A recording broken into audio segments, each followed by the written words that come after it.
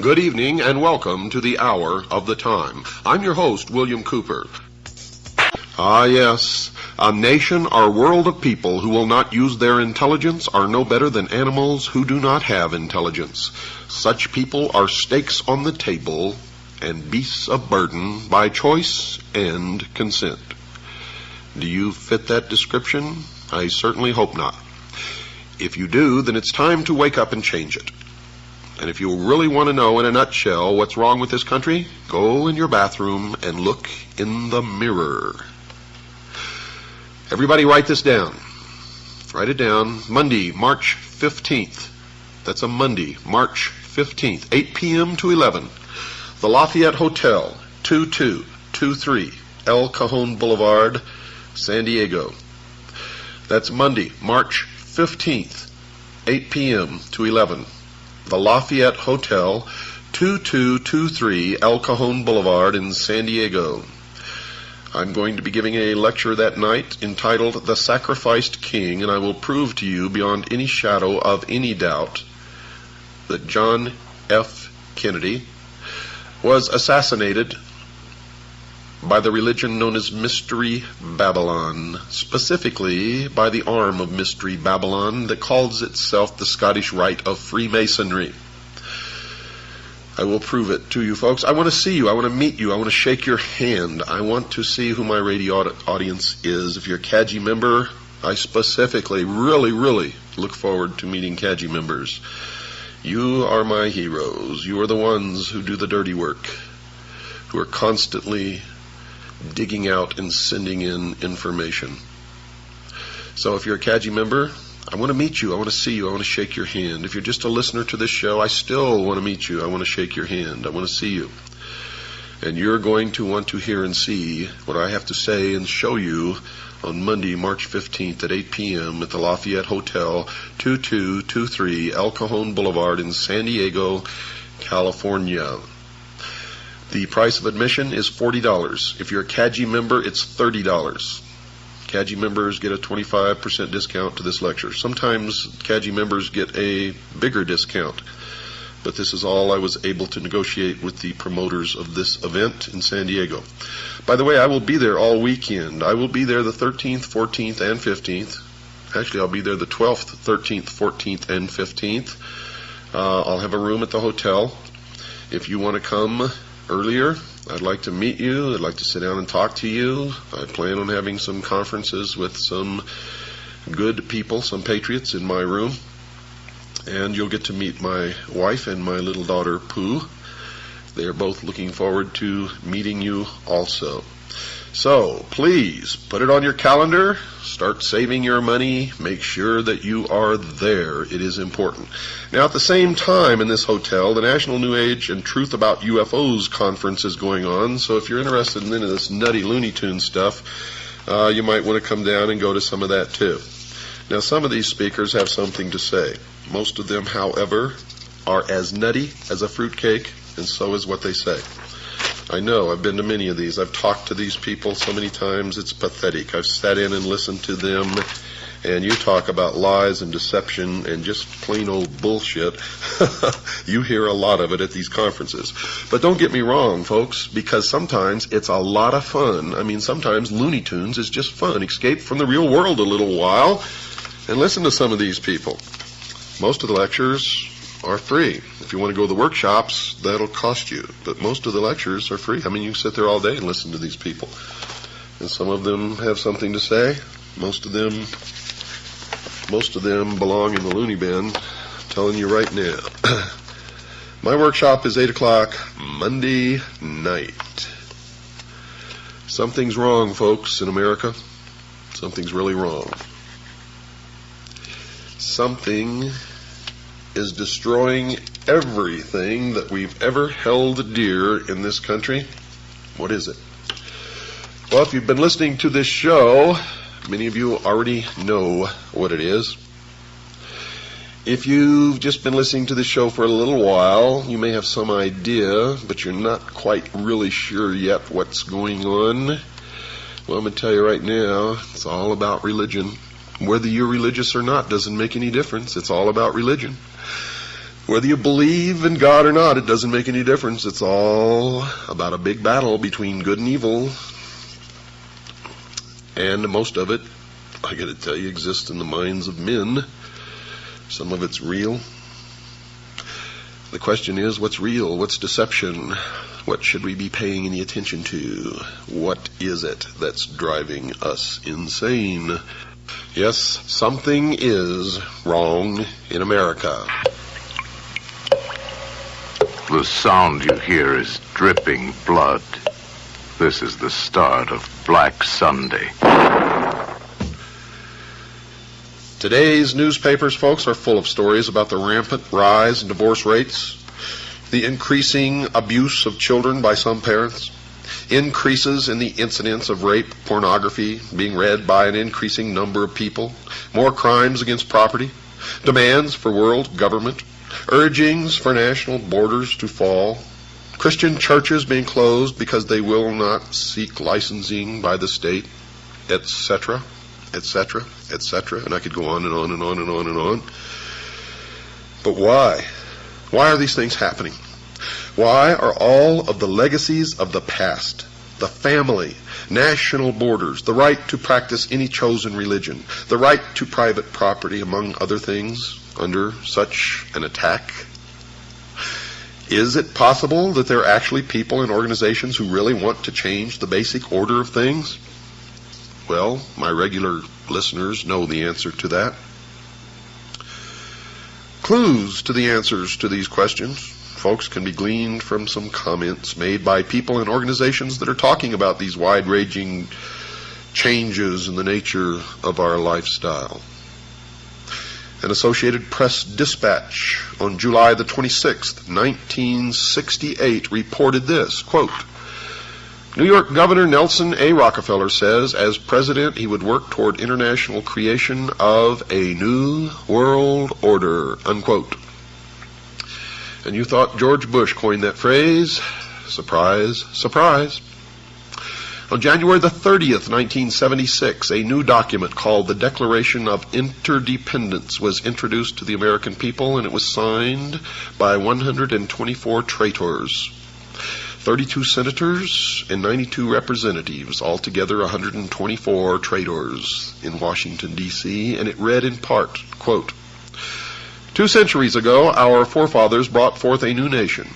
Now we must join with others to bring forth a new world order, unquote. And you thought George Bush coined that phrase. Surprise, surprise.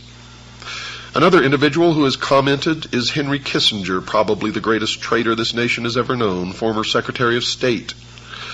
According to the Seattle Post-Intelligence of April 18, 1975, Mr. Kissinger said, quote, Our nation is uniquely endowed to play a creative and decisive role in the new order which is taking form around us, unquote. George Bush gave the commencement address at Texas A&M University on May 12, 1989, and he used similar words as well.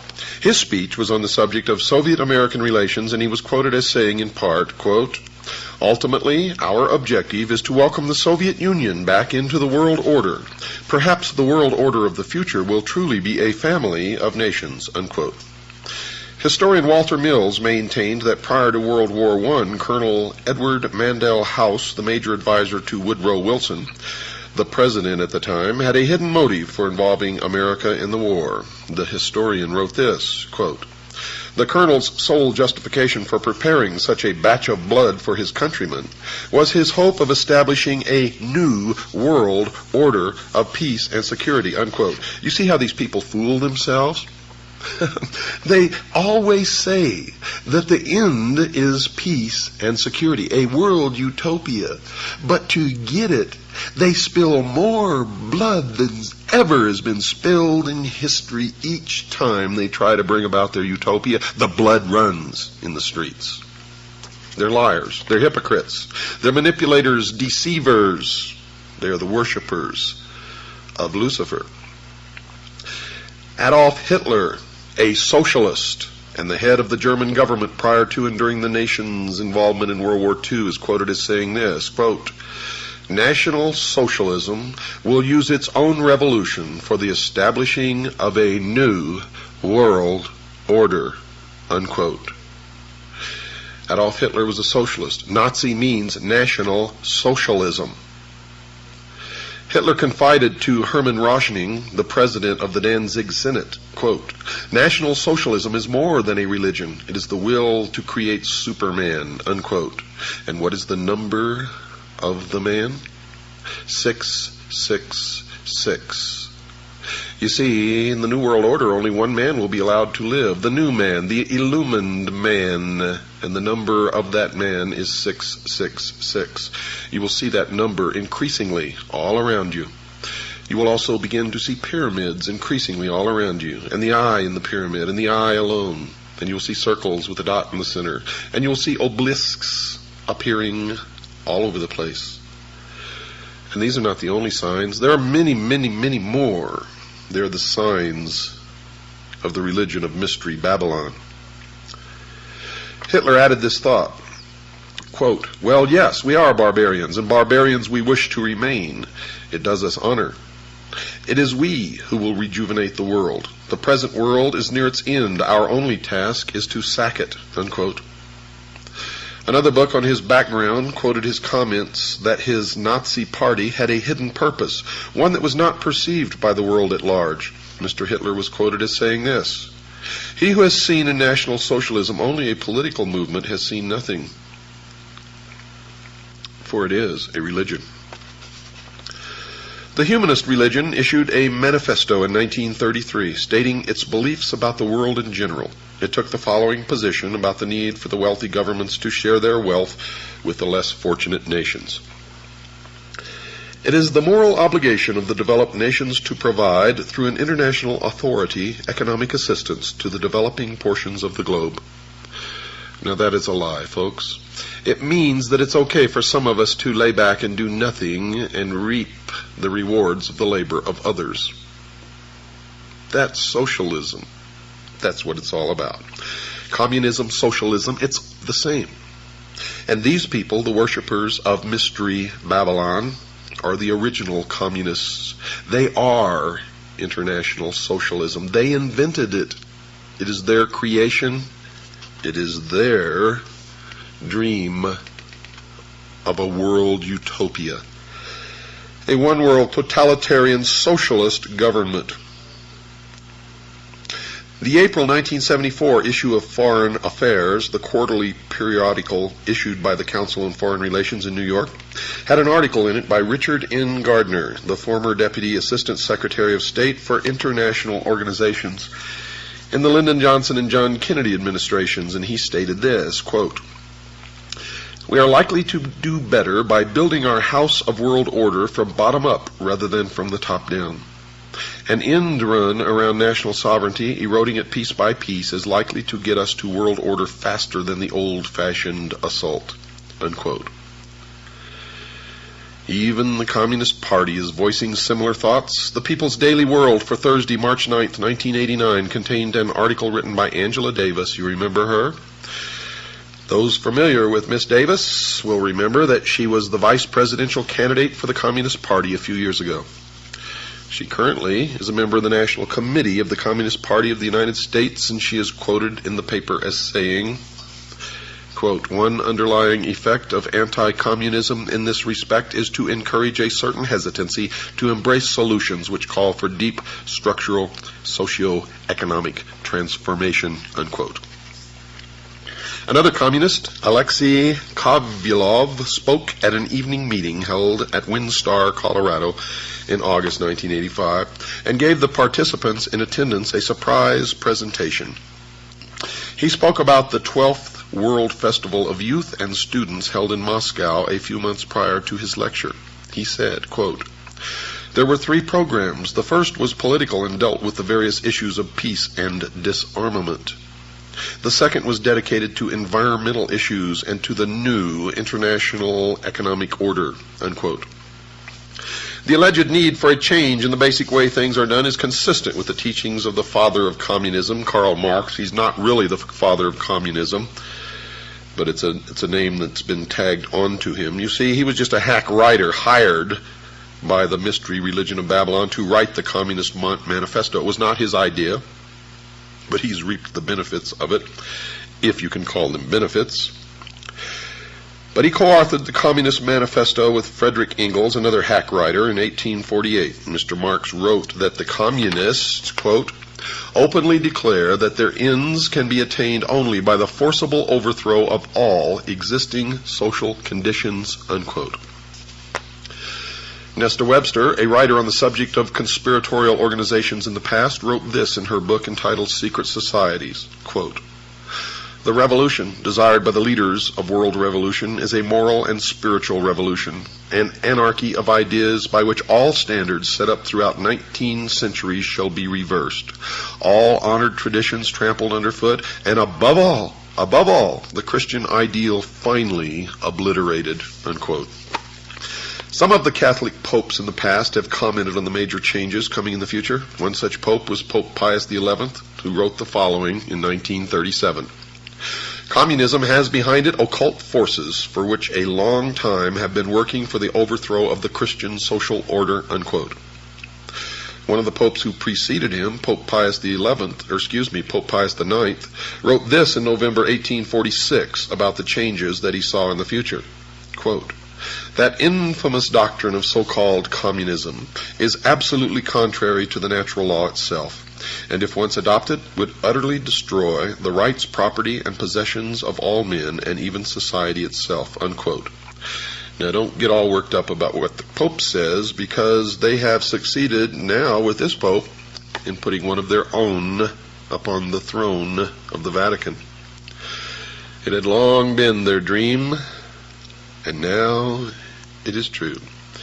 And the bans have been lifted against Catholics joining secret societies. And many of the hierarchy of the Vatican belong to the secret societies, the Freemasons, Propaganda 2, etc., etc., etc. You will find an obelisk, the symbol of the phallus, the penis of Osiris, in the Vatican courtyard. If you don't believe me, go look. Another individual who wrote about the future was Dr. Jose Arguelles of an organization known as the Planet Art Network. Dr. Arguelles wrote, quote, also implicit in all these events is a call for another way of life, another way of doing things, a redistribution of global wealth.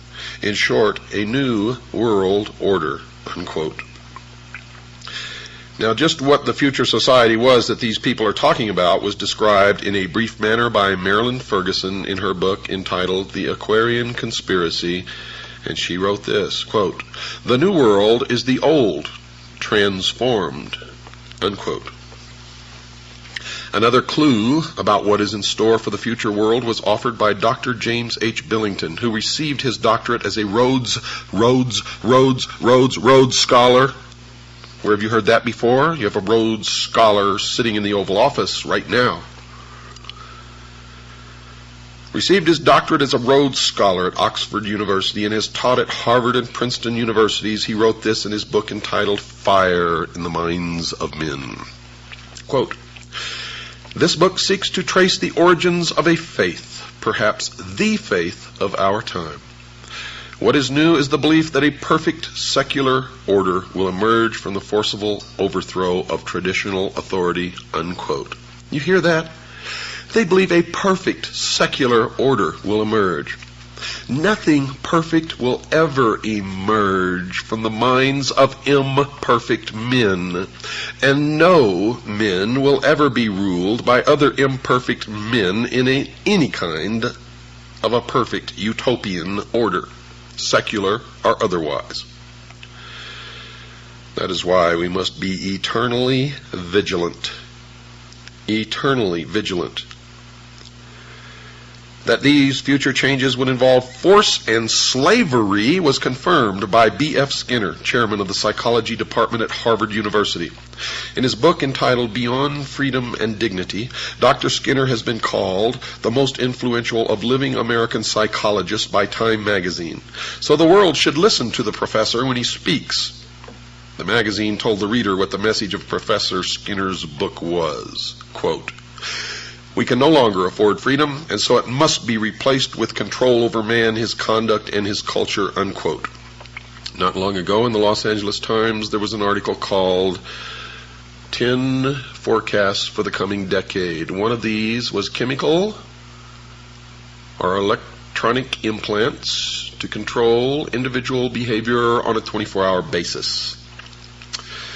Another student of these changes is Alvin Toffler, who wrote this in his book entitled The Third Wave. And you should read everything that he's written, by the way, because what he's writing is what is coming. Quote, "A new civilization is emerging in our lives.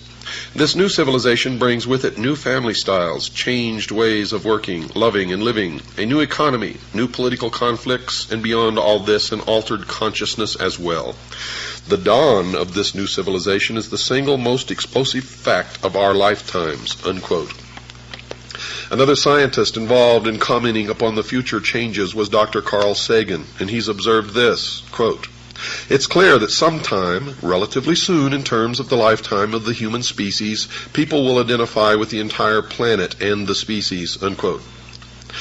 Now the reason, folks, why these changes are necessary was explained by Manly P. Hall, perhaps the world's leading authority on esoteric words and language. He was a 33rd degree Freemason. He wrote in his book entitled Lectures on Ancient Philosophy, quote, "The time has not yet arrived when the average man is strong enough or wise enough to rule himself," unquote. And he explained who he considered worthy enough to rule those on the world considered by the experts to be incapable of governing themselves. He wrote this, quote, "Never will peace reign upon the earth until we are ruled by the fit." And who is the fit? Why, them, of course. The illumined, the priest of the mystery religion of Babylon. Mr. Hall even indicated that these changes would occur soon. He wrote this comment in his book previously cited, quote, 100 years ago, meaning in 1884, folks, it was predicted that within a few centuries men would revert to the gods of Plato and Aristotle. We may all look forward with eager anticipation to that nobler day when the gods of philosophy once more shall rule the world, unquote.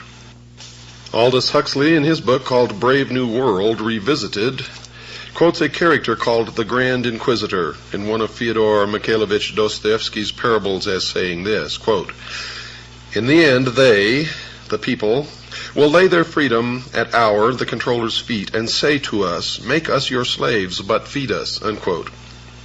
The Tucson Citizen newspaper of November the 3rd, 1988, printed a photograph of a group of people involved in a march for literacy, and it clearly demonstrated that at least some people in America are now asking their government to make them their slaves. The picture showed a demonstrator carrying a picket sign that read, quote, "Uncle Sam, we want you to support us," unquote. Mr. Huxley gave us a date when we could expect these changes to occur. He wrote the following in his book written in 1958, quote, "The 21st century will be the era of world controllers," unquote. And then he told us why these controllers would not fail. Quote, "The older dictators fell because they could never supply their subjects with enough bread, enough circuses, enough miracles and mysteries. Under a scientific dictatorship, education will really work, with the result that most men and women will grow up to love their servitude and will never dream of revolution. There seems to be no good reason why a thoroughly scientific dictatorship should ever be overthrown," unquote. Someone who might have given the world the date for the commencement of these predicted changes was Zbigniew Brzezinski, a Marxist, President Jimmy Carter's national security advisor during his 4-year administration. And he wrote the following in his book entitled Between Two Ages, by the way. You should read every book that he's ever written. You will be angered. Quote, either 1976 or 1989, the 200th anniversary of the Constitution could serve as a suitable target date for culminating a national dialogue on the relevance of existing arrangements, the workings of the representative process, and the desirability of imitating the various European regionalization reforms and of streamlining the administrative structure, unquote. And it did begin exactly when he said it would. So the people of the world can now determine what those changes are that those in the positions of implementing changes have in store for them. In summary, folks, these changes are: the old world is coming to an end. It will be replaced with a new way of doing things. The new world will be called the New World Order. This new structuring will redistribute property from the have nations and will give it to the have-not nations. The New World Order will include changes in the family, the workplace, religion. The United States will play a major role in bringing it to the world. World wars have been fought to further its aims. Adolf Hitler, the Nazi socialist, supported the goal of the planners. The majority of the people will not readily accept the New World Order, but will be deceived into accepting it by two strategies.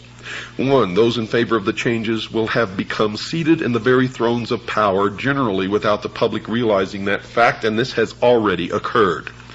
Two, the old world order will be destroyed piece by a series of planned nibbles at the established format. The Communist Party is actively supporting the changes to the New World Order. The basic tenets of Christianity, which were the base for the old world order, will have to be eliminated. If the slower methodical techniques of change do not function, violence will be introduced and controlled by the planners, including possibly a World War III using atomic weapons. The people of the world will give up their freedom to the controllers because there will be a planned famine or some other serious occurrence such as a depression or war. The change to the New World Order is coming shortly, folks, and it has already begun. However, if that is not the case, it will be introduced one step at a time so that the entire structure will be in place by the year 1999. We've got to take a short break. Don't go away, folks. I'll be right back after this very short pause. The Mummy. Fear will freeze you when you face it. The Mummy. Torn from the darkest tomb of the pharaohs, it rises from the quiet dust of centuries to wreak a strange vengeance against mankind. The Mummy.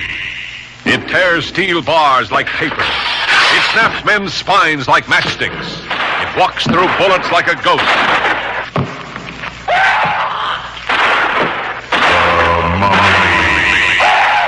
It sees without eyes, it lives without breath, yet its desires are strangely, madly human. The motion picture screen's most shocking experience in suspense. In chilling Technicolor, The Mummy.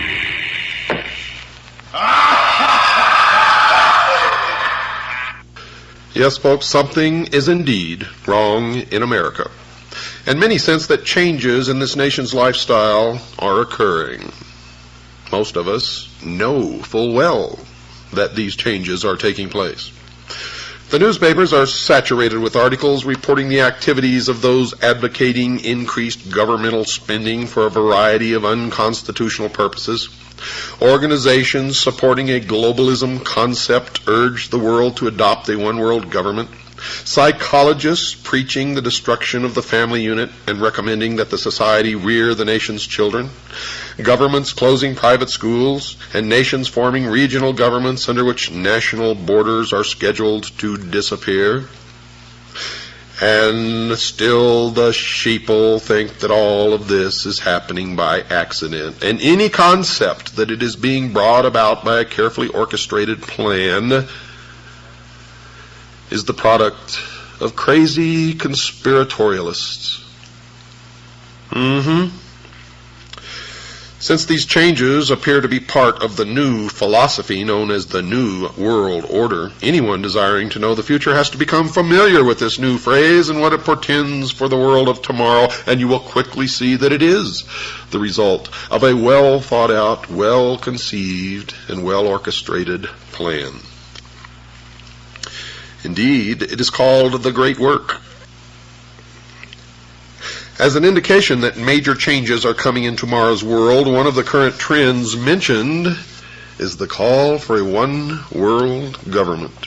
And one of those supporting this leap forward is Norman Cousins, president of the World Federalist Society, and he's on record as saying this, quote, "World government is coming. In fact, it is inevitable. No arguments for it or against it can change that fact," unquote. And I say that is a lie. 240 million Americans standing up in concert with each other, holding a rifle in their hands, can stop it instantly in its tracks. And that's the truth of why we were given the second article in amendment to the Constitution. It has nothing to do with hunting or preserving your private property. It has to do with preserving our freedom. The goal of a one-world government, folks, is not a new thought. One of the earliest formal organizations that supported the concept of that goal was the Illuminati, founded on May 1st, 1776 by Adam Weishaupt, a Jesuit priest, a professor at Ingolstadt University, a Jesuit university, a teacher of canon law. Professor Weishaupt was quoted as saying this, quote, "It is necessary to establish a universal regime and empire over the whole world," unquote. Now let me tell you the truth about the Illuminati. Adam Weishaupt did not establish the Illuminati, nor did the Illuminati die with Adam Weishaupt. Make sure you understand that. A more modern organization that supports the coming changes is the Masonic order, called simply the Freemasons, or for short, the Masons. Has nothing to do with bricklayers, folks. The term originally comes from the French, Freemason, which literally means the sons of light. This worldwide fraternity has members in America, as will be discussed, and they too support a call for a one-world government. One who has written about this secret organization is Paul Fisher, and he says this about them in his book entitled Behind the Lodge Door, quote, "Masonry will eventually rule the world," unquote.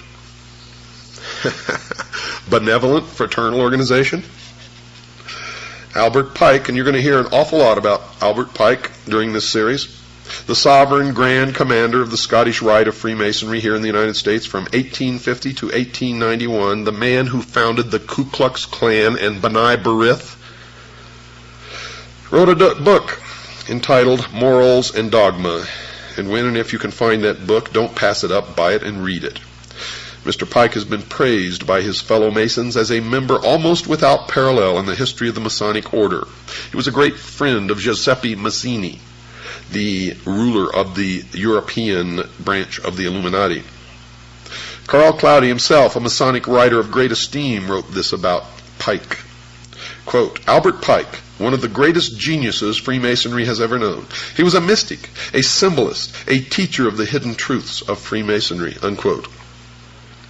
So the outsider can know that whenever Mr. Pike speaks, he speaks with authority and knowledge. He is perhaps the greatest Masonic writer of all time, and I would add next to Manly P. Hall. His book is given to each Scottish Rite Southern Jurisdiction Freemason who is asked to read it. There seems to be a difference of opinion as to whether or not this book is still required reading for each Scottish Rite Mason, as we were told that it was given to each Scottish Rite Mason in Tucson. Other Masons say that that is not true, but you have to remember they're sworn not to reveal the secrets of the lodge, and therefore you can never trust them to tell you the truth no matter what they're telling you. But in this book, Morals and Dogma, Pike informs the new Mason about the moral teachings of the Masonic Lodge. He instructs the Masonic reader that the order will eventually be asked to rule the entire globe, and he wrote this, quote, "The world will soon come to us for its sovereigns and pontiffs. We shall constitute the equilibrium of the universe and be rulers over the masters of the world, unquote. He wrote this supportive statement in a book entitled Legenda, quote, and thus the warfare against the powers of evil that crushed the order of the temple goes steadily on, and freedom marches ever onward toward the conquest of the world, unquote. Reference to the order of the temple is reference to the Knights Templars, who were destroyed in concert by King Philip of France and Pope Clement V. And the powers of evil referred to in this paragraph is the Christian church, the Christian religion, Christianity as a whole. Let me read it to you again, just in case you weren't paying attention. Quote, and thus the warfare against the powers of evil that crushed the order of the temple goes steadily on, and freedom marches ever onward toward the conquest of the world, unquote. The order of the temple Mr. Pike was writing about was the Knights Templar, which was, according to him, quote, devoted to the cause of opposition to the tiara, the Pope's triple crown, and the crown of kings, unquote. Well, then is it any wonder that the King of France and the Pope crushed the Templars in France? For that is the only place that they were truly crushed. Mr. Pike said that the Catholic Church was a power of evil because it had crushed the Templars, even though he admitted that they were devoted to opposition to the Church and its leader, the Pope. But the major point of that quote is that these forces of opposition, presumably meaning the Masons, are marching onward toward the conquest of the world. Mr. Pike repeated his devotion to the conquest of the world with this comment at the end of his book entitled Morals and Dogma, quote, such, my brother, is the true word of a Master Mason, such the true royal secret which makes possible, and shall at length make real, the holy empire of true Masonic brotherhood, unquote. Now, all of you Master Masons out there who've been writing me letters, don't write to me anymore. You are my enemies. And if I can, I will destroy you. Don't write to me and profess your innocence, for your own have proclaimed your guilt. And if you are truly innocent, then you're just a foolish dupe, and you better get out while you can. The major worldwide movement that champions a one-world government, folks, under a religious leader is a new phenomenon occurring worldwide called the New Age movement, a creation of Freemasonry. The newspaper put out by the Scottish Rite of Freemasonry is called The New Age. Tex Mars, a researcher into this new religion, has written 2 books on the subject. Both of these books are excellent primers for those who wish to know more about the beliefs of this religion. The 2 books are entitled Dark Secrets of the New Age and Mystery Mark of the New Age, and he has written, quote, the New Age movement has undeniably taken on the definite form of a religion, of course, because it is Mystery Babylon. He goes on to say, complete with an agreed-upon body of doctrine, printed scripture, a pattern of worship and ritual, a functioning group of ministers and lay leaders, unquote. Another writer who has written 2 books on the New Age religion is Constance Cumby. Her 2 books are called The Hidden Dangers of the Rainbow and A Planned Deception. She has written this, quote, the New Age movement is a religion, complete with its own Bibles, prayers, and mantras, Vatican City, Jerusalem equivalents, priests and gurus, born-again experiences, they call it rebirthing, spiritual laws and commandments, psychics and prophets, and nearly every other indicia of a religion, unquote. The new religion has a series of leaders. One is a woman named Alice Bailey, a prolific writer on the subject of the New Age. She was the founder of an organization called the Arcane School, one of the major Lucis Trust divisions. The Lucis Trust was a major publisher of books supporting the religion and published a newsletter or newspaper called Lucifer. In her book entitled The Externalization of the Hierarchy, she told her readers who the organizations were that were going to bring the New Age religion to the world, and she identified them as being, quote, the 3 main channels through which the preparation for the New Age is going on might be regarded as the Church, the Masonic fraternity, and the educational field.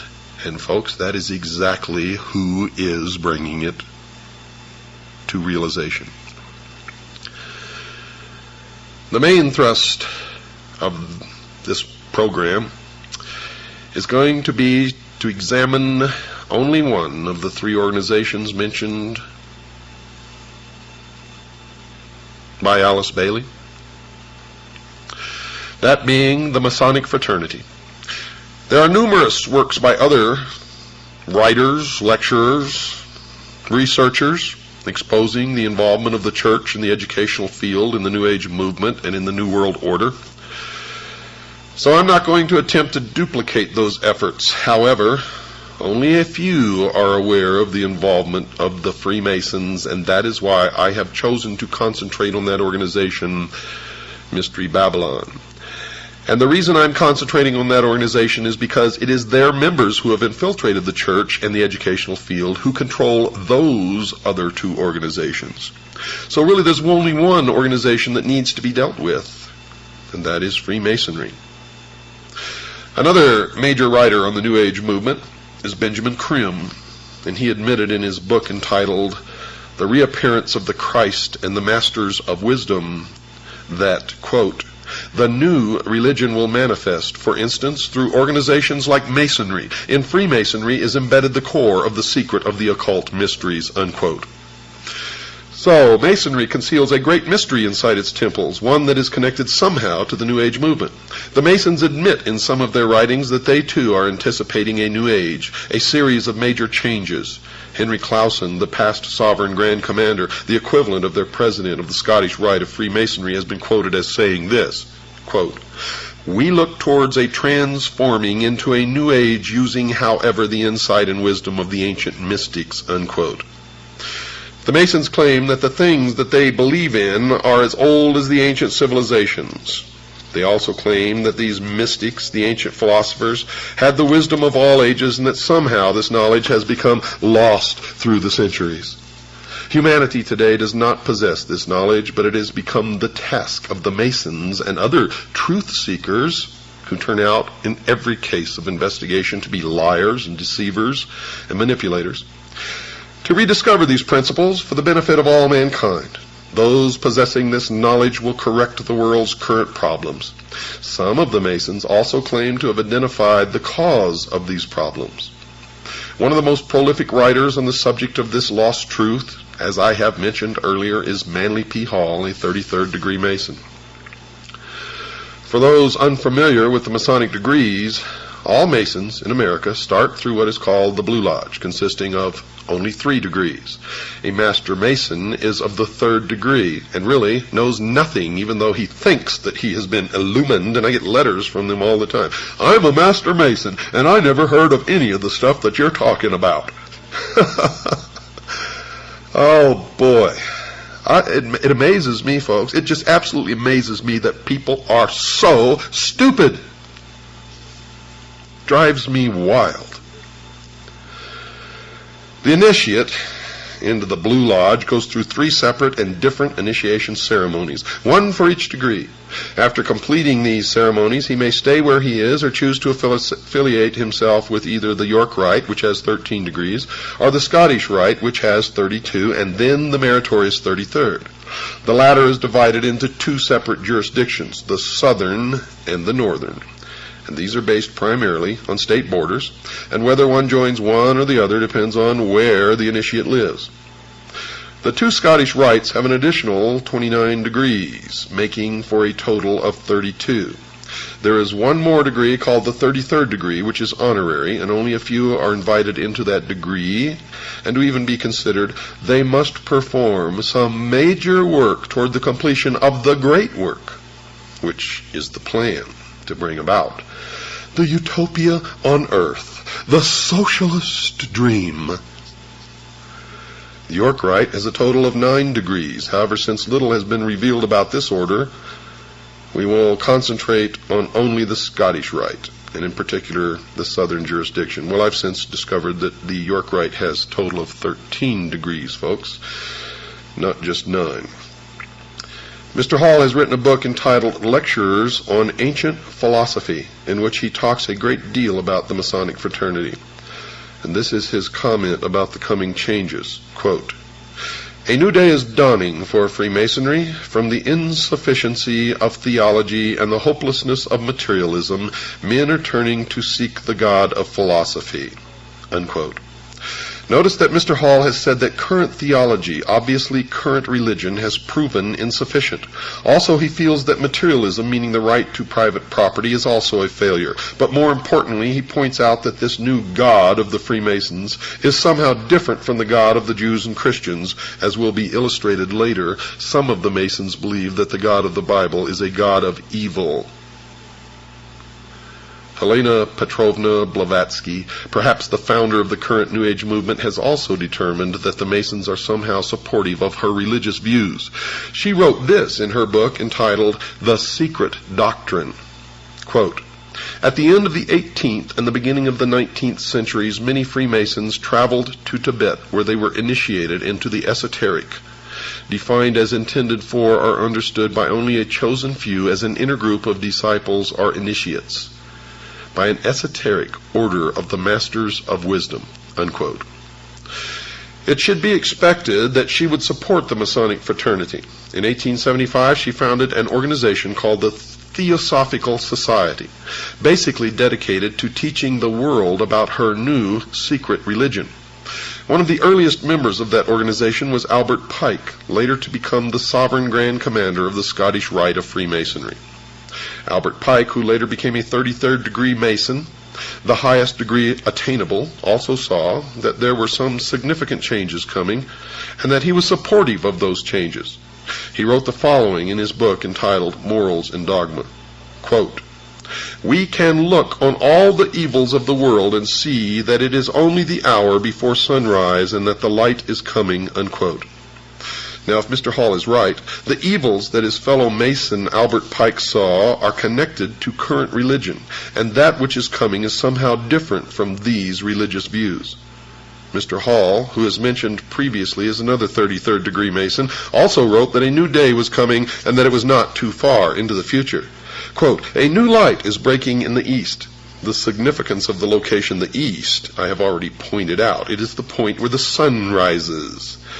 "A more glorious day is at hand. The rule of the philosophic elect, the dream of the ages, will yet be realized and is not too far distant." Unquote. So, Mr. Hall is also expecting that these changes are about to occur in the not-too-distant future. Someone who attempted to zero in on when these changes were expected to occur was Alice Bailey, previously mentioned. She wrote about when she thought the New Age would arrive. Quote, "Eventually, there will appear the Church Universal, and its definite outlines will appear towards the close of this century." Unquote. And you have already seen the emergence of the Universalists Church. Since she wrote early in the 20th century, we can see that she was predicting the eventual arrival of the New Age sometime around the 1990s. This estimate of that date is not too far wrong, as will be demonstrated later in this series of programs. Whatever is coming in the future, some New Agers have told us that they expect that it will last for a long time. One such writer is Ruth Montgomery, who wrote that she saw that the new religion would rule the earth for 1,000 years. She wrote the following in her book entitled Herald for the New Age. Quote, "The New Age, the millennium, a millennium is a period of 1,000 years, will see an end to that strife, at least for 1,000 years." Unquote. Now, just what the New Age religion that will last for at least 1,000 years on earth, what is it? One who attempted to answer that question was Constance Cumby in her book entitled The Hidden Dangers of the Rainbow. She wrote that these were the basic tenets of the new religion. Listen closely. "The plan for the future includes the installation of a new world Messiah, the implementation of a new world government and new world religion under Maitreya, an individual who will be examined later in this series of programs. 2. A universal credit card system will be implemented as a cashless society. 3. A world food authority will control all of the world's food supply. 4. A universal tax. 5. A universal draft. And 6. They intend on utterly rooting out people who believe the Bible and worship God, and to completely stamp out Christianity from the face of this earth." As was discussed prior to this summary, certain people have indicated that they see the Catholic Church as an enemy. Here, Mrs. Cumby says that they see not only Catholicism as the enemy, they also see all of Christianity as an enemy. Whatever the New Agers believe in, folks, it appears to be growing in popularity. Bantam Books, one of this nation's leading publishing houses, has reported that the sales of their New Age titles has increased tenfold in the past decade. Time magazine reports that the number of New Age bookstores has doubled in the past 5 years to a total of about 2,500. According to an article in Forbes magazine, quote, publishers estimate that total sales of New Age titles today are at least $100 million at retail, unquote. So, whatever they believe in, many believe in it. But perhaps the most insightful comment about the nature of what the New Age religion believe in and who they worshipped as their God was written by Mrs. Cumby in her book entitled The Hidden Dangers of the Rainbow. She wrote that they had, quote, the intent of bringing about a new world order, an order that writes God out of the picture and deifies Lucifer, unquote. So if Mrs. Cumby and the other writers on the subject are right, the New Age movement needs to be studied in some depth. We know that the goal of Freemasonry, at least that which is stated, is to bring about the new man, the illumined man, and the number of the man is 666. Please, we're doing all we can for you. We're trying to bring you back down to normal size. You do think I'm a freak, don't you? But you know, to me, you're the freak, the one who's different.